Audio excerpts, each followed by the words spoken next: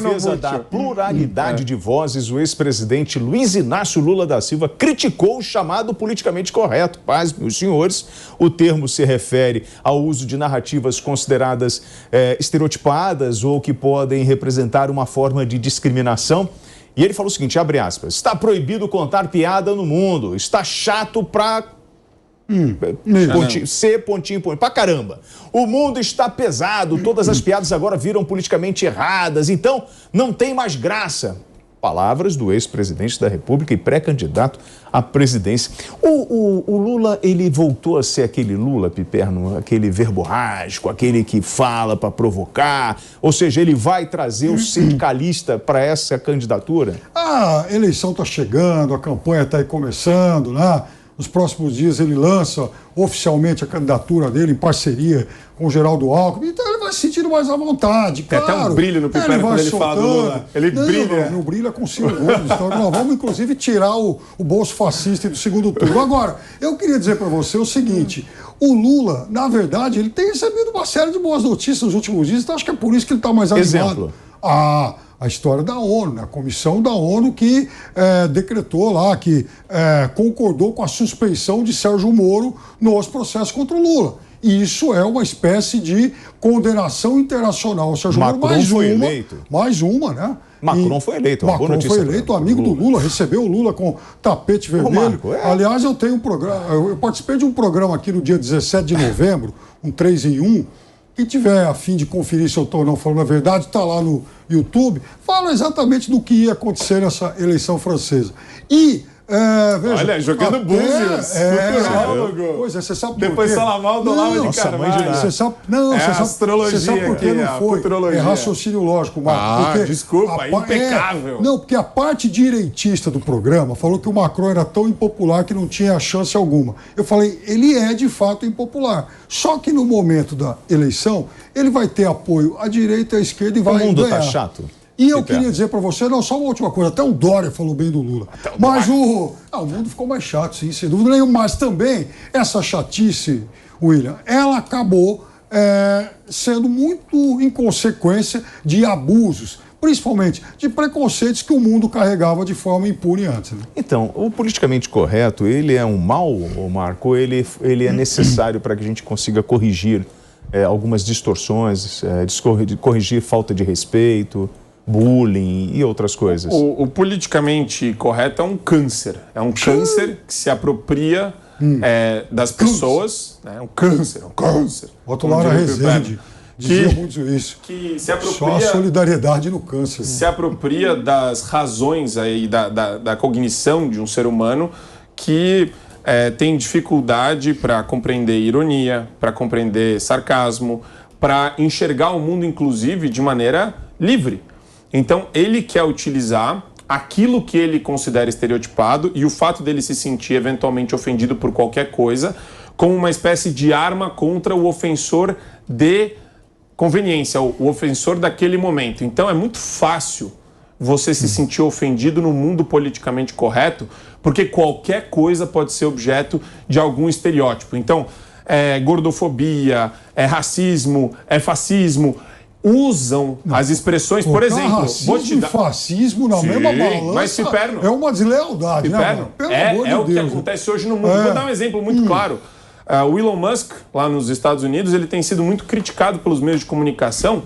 Em várias emissoras de televisão, os comentaristas têm falado porque é um homem branco, heterossexual, que está utilizando esses benefícios que ele tem para, de alguma forma, fazer o grupinho dele. Então, e eles começam a falar, não, porque existe racismo, sim, e começam a colocá-lo como uma espécie de racista, como uma espécie de pessoa que tem um viés autoritário, tudo para criar um monstro. Porque é a melhor forma, hoje, de você ganhar um debate, William.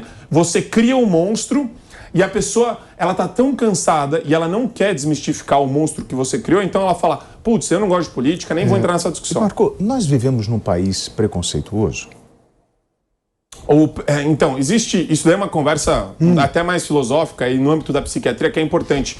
Theodore Dalrymple já escreveu sobre isso e ele fala, o preconceito é inato do ser humano. A gente cria preconcepções do mundo constantemente. A gente não pode viver o tempo todo se resetando de estereótipos. Eles são bons e eles existem pra gente se preservar enquanto ser humano e no nosso dia a dia. Você acredita que o estereótipo é bom, Piperno? Sim. Eu não. Eu, de forma Você alguma, vive com base nos estereótipos, porque inclusive.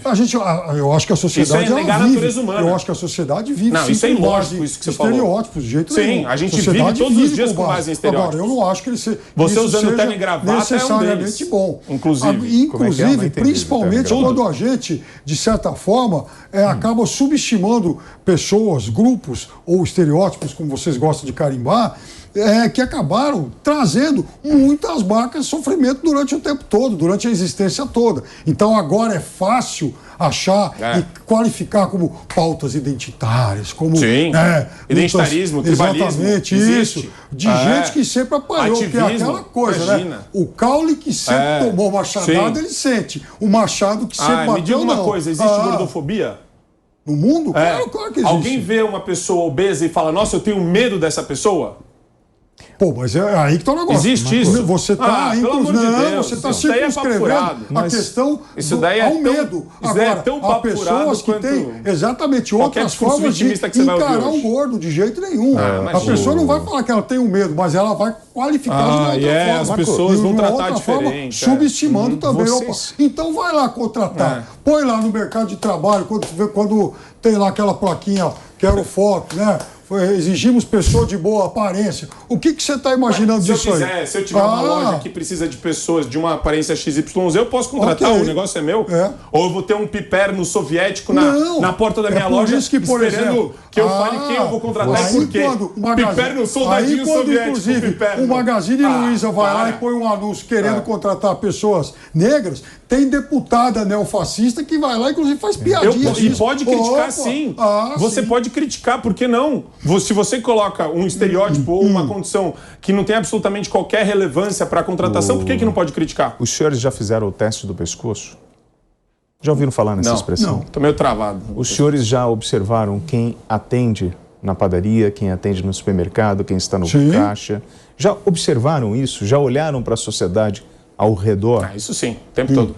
E os senhores observam alguma desigualdade? Eu observo, inclusive. Não. Vai começar a demagogia também. Aqui. Não é demagogia. Nossa, vamos tocar 3 violinos aqui de demagogia. Eu pergunto exatamente para o nosso amigo que está em casa. Que papinho da esquerda. Você que assiste programas de televisão, você consegue identificar estereótipos? Ai, meu Deus do céu. Não você tem, acha que não existe essa desigualdade? Isso é uma narrativa criada pela esquerda para poder inflamar uma parcela da sociedade. Uma dose libertária aqui para vocês, uma pílula libertária para vocês. A desigualdade, ela sempre existiu e sempre vai existir e ela é boa. Ninguém quer um bando de gente robotizada igual, falando igual, pensando igual. É a desigualdade que faz parte da nossa essência e da nossa natureza. Não é preconceito. Aí a desigualdade, uma coisa diferente. Desigualdade econômica também sempre existiu, sempre vai existir. A única coisa que a gente trabalha... Vamos confundir desigualdade com marginalização. Isso é muito diferente. Posso concluir, não? Pode, muito obrigado. Faça isso. A única coisa que a gente tem que trabalhar de alguma forma para superar é a extrema pobreza e a miserabilidade. E o melhor motor para isso não é o Estado do piperno soviético, é o livre mercado. Primeiro que o meu Estado não é soviético, isso é uma grande mentira, né, que todo mundo sabe. Agora, aí que tá o negócio. E muito menos o Estado fascista do Marx. Porque o Estado fascista, aquele que inclusive suprime minorias, aquele que tortura, aquele que mata, esse não é o Estado que vai acabar com a pobreza, convenhamos, né? Esse não é o Estado que diminui desigualdades. Vocês Ele aumenta a marginalidade. A população está disposta a discutir isso? Sobre o preconceito, ou os senhores acham que a população não está nem aí para isso? Claro que o nordestino não liga para as piadas que fazem com ele? Não liga, não está nem aí. Isso é um papo de bolha.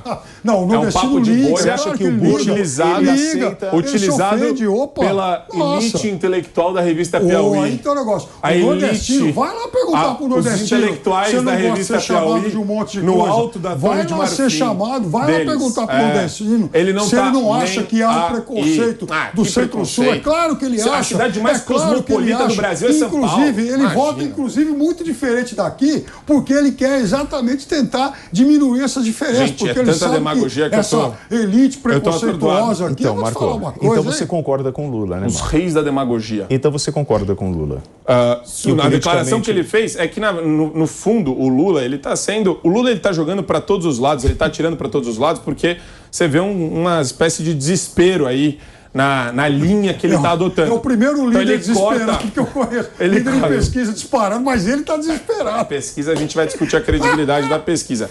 Então ele corta para um lado o Alckmin, aí ele corta para o lado do MST, pesquisa, aí ele vai contra o politicamente correto, daqui a pouco ele vai assinar em prol dos grupos LGBTQIA+, dos índios. Claro ele falou do politicamente correto, mas ele acabou de defender o Ministério do Índio. Mas é claro que ele tem que fazer isso. Olha que demagogia claro pura. Que ele tem que fazer pura. isso. Claro que tem que fazer isso. Aonde que tem algum tipo de coerência que ele está falando? Eu quero saber o seguinte. Total, e vou falar, eu iria até pura, mais longe irrestrita. que ele. Eu iria até mais longe que ele. Ministério do Índio. Reforma agrária em terra tomada por garimpeiro. Posso fazer Estado soviético. um questionamento para os senhores? Reforma agrária em terra de ladrão. Tirar a propriedade privada do particular à força. Não, tirar a propriedade de quem roubou a propriedade. Grileiro não é proprietário. Grileiro é ladrão.